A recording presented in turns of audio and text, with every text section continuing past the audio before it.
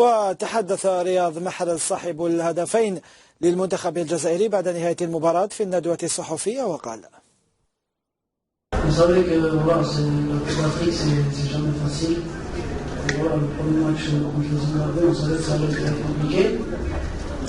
On s'attendait pas à un match facile, pas du tout. Il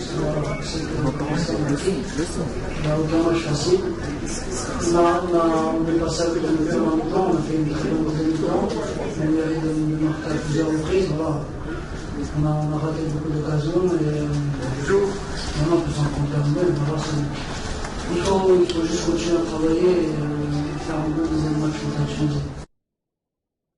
نبقى مع رياض محرز. ورغم البداية إذن غير الموفقة للمنتخب الوطني وتعثره أمام منتخب زيمبابوي، إلا أن ذلك لم يمنع نجم الخضر رياض محرز من البروز والتألق في هذا اللقاء من خلال توقيعه ثنائية في مرمى زيمبابوي أهدت نقطة للخضر.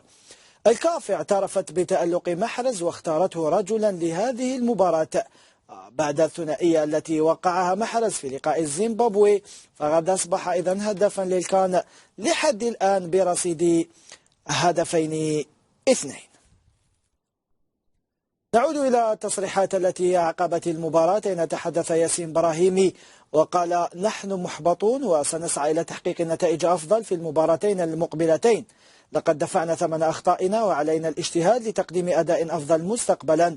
وأضاف لاعب بورتو قال وقائلا: أقول المسؤولية يتحملها الفريق كله وليس الدفاع وحده. يجب أن لا نقع في الأخطاء ذاتها مجددا ونحن متفائلون بالمستقبل. أما الناخب الوطني جورج ليكانز فقال أن المباراة الأولى تكون دائما صعبة، ولحسن الحظ أننا عدنا في النتيجة. كنا نستحق نتيجة أفضل في الشوط الثاني. نحن محبطون صراحة وضيعنا العديد من الفرص ولم نمارس الضغط المطلوب على حامل الكرة.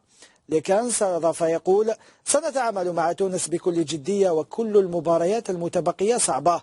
لا توجد منتخبات صغيرة في الكان ويجب أن لا نمنح الفرصة للمنافسين. أما رامي بن سبعيني وفي أول ظهور رسمي له مع المنتخب الوطني قال: كنا نعلم أن المباراة لن تكون سهلة وللأسف استفاقتنا كانت متأخرة. لم ندخل جيدا في المباراة، علينا أن نرتاح حاليا ونحضر جيدا لمباراة تونس. كما تحدث عن طريق يحيى القائد السابق للمنتخب الوطني لدى حلوله في إحدى القنوات لتحليل المباراة، وقال بعد نهاية اللقاء: الخروج بنقطة نتيجة مرضية. بولحي قدم أداء رائعا وأعاد الخضر إلى المباراة. وأضاف صاحب ملحمة أو بطل ملحمة أم درمان يقول: أمام السنغال وتونس علينا تقديم أداء أفضل وتصحيح الأخطاء المرتكبة.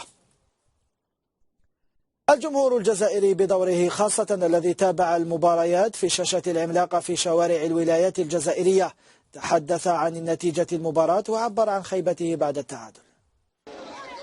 انقسمت جماهير المنتخب الوطني بين متفائل ومتشائم في حمل كأس إفريقيا والعودة بها من الغابون. أنصار الخضر الذين غصت بهم ساحة البريد المركزي تحدوا البرد القارس الذي ميز الأجواء في العاصمة وتابعوا المباراة في حيوية كبيرة. تفاعلوا خلالها مع اللقطات التي صنعها زملاء رياض محرز، ولكن التعادل ورغم خيبته لدى البعض إلا أن التفاؤل برفع التحدي وتدارك ما ضاع أمام زيمبابوي كان سيد الموقف في أغلب الانطباعات التي رصدها ميكروفون الهداف. يا أخو النتيجة ما كناش نصنعوا فيها، ما نكذبش عليك. لو كان لعبنا سينيغال ولا قال نيفو يا أخو ماناش نلعبوا حنا مع كاجرون ديكيب. ما نكذبش عليك خو، تقدر الساعه تقدر تتفائل باسكو البالون ماشي سيونس اكزاكت ولا فهمني. شغل البارح هم كاع لي ماتش نيل، اليوم حنا ماتش نيل، ان شاء الله فيها خير مالغري صعيبه بزاف. متفائلين ليها حنايا. كوب دافريك هذه اللي يهضر عليها انا حابين نشوفوها في الجزائر، بصح حنا حابين يلعب بلا تكتيك اللي هضر عليها من قبل، ماشي بهذه حاجه بارابول البريمير ميطون. واش كنا الدوزيام ميطون حاجه واحده اخرى، مي كون نروحوا بهذا الريتم تاع الدوزيام ميطون هذا اللي رانا نشوفوا فيه قادرين نروحوا حنا بعيد.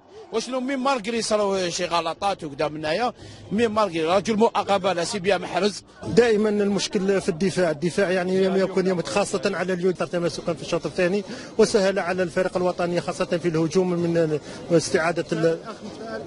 متفائل جدا الكأس ان شاء الله. لا مدرب انا قلت لك دا شويه غلط الشوط الاول، كانت مومون بخيتين ما يدخلوش وهذا شيء باين.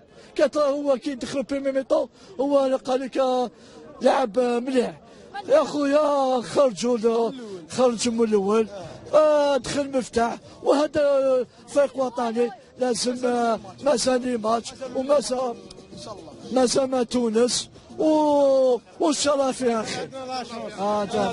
حبيت نوصلوا ميساج للاعبين برك يفهموا باللي ما كانش فريق صغير في الافريق. كرة قدم افريقيا تطورت بزاف راك فاهم، ولازم لي جوار تاع ليكيب ناسيونال تاعنا يحطوا رجليهم في الماء البارد ويدخلوا المقابله من البدايه، اللعب من البدايه، الحراره من البدايه، ويلعبونا عنيف ويفرحوا الشعب الجزائري اللي راه يستنى فرحه. عندنا بزاف ما فرحناهاش ان شاء الله. وتحيه الجزائر، تحيه الجزائر، تحيه الجزائر. نبقى إذا مع أجواء كأس Simplement parce qu'en face de nous, il y avait une bonne équipe. On n'est pas rentré vite dans le match. Et ça arrive à tout le monde. Donc, aujourd'hui, on a un point, il nous reste encore 2 matchs. Franchement, non, parce qu'on a déjà vu, on savait déjà qu'ils jouent tous ensemble, qu'ils jouent bien au ballon. Donc, maintenant, faut qu'on soit plus solide, faut qu'on joue tous ensemble, faut qu'on défende tous ensemble, on attaque tous ensemble. Parce que individuellement on va pas aller loin, il faut qu'on soit vraiment collectif. D'un côté oui, parce qu'on n'a pas trop de choix, mais on a le temps نطلع من الاول اكيد الحمد لله يا ربي وين ما ربحنا ما خسرنا درنا ماتش ديال جو بونس كو ميريت لي 3 بوان ونظن بلي الشوط الثاني يمكن احسن من الشوط الاول. هذه هي كرة القدم. الشوط الاول كانت شويه صعيبه، مي هذه ماشي حجه ولا مي كانت شويه صعيبه، مي نظن الشوط الثاني وين عرفنا باش دخلنا في الشوط الثاني لنا فرص ما كانش معنا حظ نسجلوا. لا ماشي خوف ولا ماشي خوف، لا هذه الدوبي تاع الكومبيتيسيون كاين شويه ماشي نقولوا خوف ولا مي دخلنا نحو المباراه باش سجلنا الهدف الاول من شاهد شويه غلط اللي سبحان الفريق باش يتعب ضربه جزاء. عرفنا كذا العموم خدنا المباراه مليحه خاصنا في الشوط.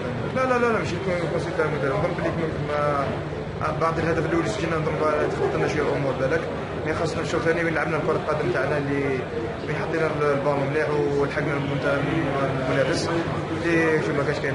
لا ماشي مباراه مصيريه دوكا في مباراه مصيريه ماشي مباراه وحده ولا زوج. نظن بلي الحمد لله واحد ما خسرناش المباراه الاولى اللي دينا نقطه، وان شاء الله المباراه الثانيه ان شاء الله. المقابله كانت صعيبه بزاف سيرتو لي 30 مينيت الاولين كنا رابحين 0 بونس ولينا لو سي بور سا كنا في دو بيت. Je pense qu'en deuxième mi-temps, on a bien joué, on a fait une course de passion et le club marqué l'égalisation. On a tiré c'est vrai, quand tu dis qu'en deuxième mi-temps, moi je suis لازم on a perdu les 2 points. Inch'Allah, مازال التورنو، إنشاء الله مازال الديربي ما عندوش إن شاء الله. نبغوا نديروا باش نلعب في بلاصة القتال. C'est vrai, ما تنساش كنا خاسرين 1 jusqu'à 15 minutes la fin de l'égalisation. حاجه مليحه كل المورال كل الجروب ان شاء الله باش دوزيام ماتش نكونوا لا مازال ثاني تروازيام ماتش السنغال ان شاء الله مع ان شاء الله نجيبوا دي 3 بوان. جو بونس ماركينا البيت ولينا شويه الهور ما سوبي لي 20 مينيت هذوك غير هما ماركاونا. جو بونس دوزيام كنا بيان رونطري لعبنا لعب تاع ليكيب ناسيونال كاين بزاف دي زوكازيون. لا premier match بالماتش تاع ليكيب ناسيونال ان شاء الله مازال المستقبل ان شاء الله مازال جون صغار ان شاء الله نعاونوا حنا في الجوار باش يولي الجوار كما كان ان شاء الله. Écoutez, ouais, c'est un match assez difficile. Bon, quand même, on a rencontré une bonne équipe du Zimbabwe. Mais on va dire, on va retenir le positif, c'est quand même on a réussi à mettre 2 buts. On était prêt aussi de mettre un 3e.